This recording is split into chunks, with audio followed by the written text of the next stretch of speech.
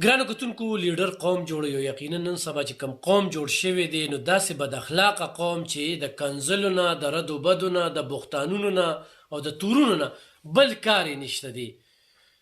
دغه دیر کې چې کومه ناوړې پیښه راله چې زوی لږې شو په خپل پلار باندې ډزې کوي، په خپله مور ولي، پلار چې کوم دی هغه مړ کي، مور هغه سخته جوبله د الله پاک ته هغې له صحت ورکي. دغه زوی به د سهار نه واله مازدیګره پورې ټیک ټاک یې جوړولې یا به پبجي ګیمونه کول. پلار د ده نه موبایل واغسته.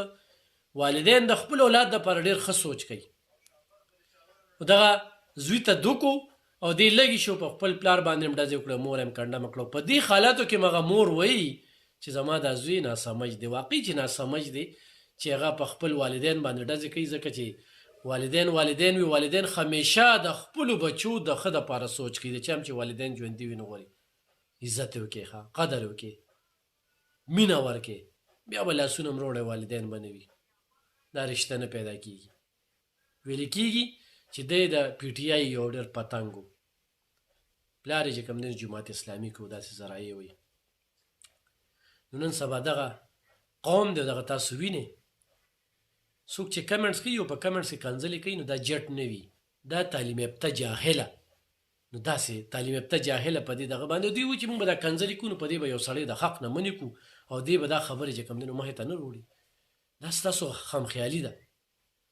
تعلیم یافته جاهل په دې معاشره کې دومره زیات کړل چې دغه شانتې خلو نن دا زوی دا د ټول عمر لپاره مړ شو. دته چې کلم دا پلار را یادېږي چې ما پرې ډس کړی دی، ولې مې پرې کړی دی، نو دی به نیم نه پاتې کېږي بلکې د ځان هم مړ که. دا دغه تربیت شو. راتلونکي وخت کې د داسې پیښو ډېره زیاته خطره ده.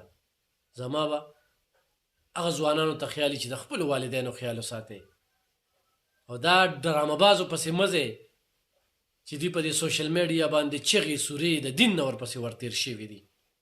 یو سړی چې د خپل پلار مور بېعزتي کوي نو دا لا کوم انسان دی. هغه مور پلار چې د زوی سره څومره خواري کوي.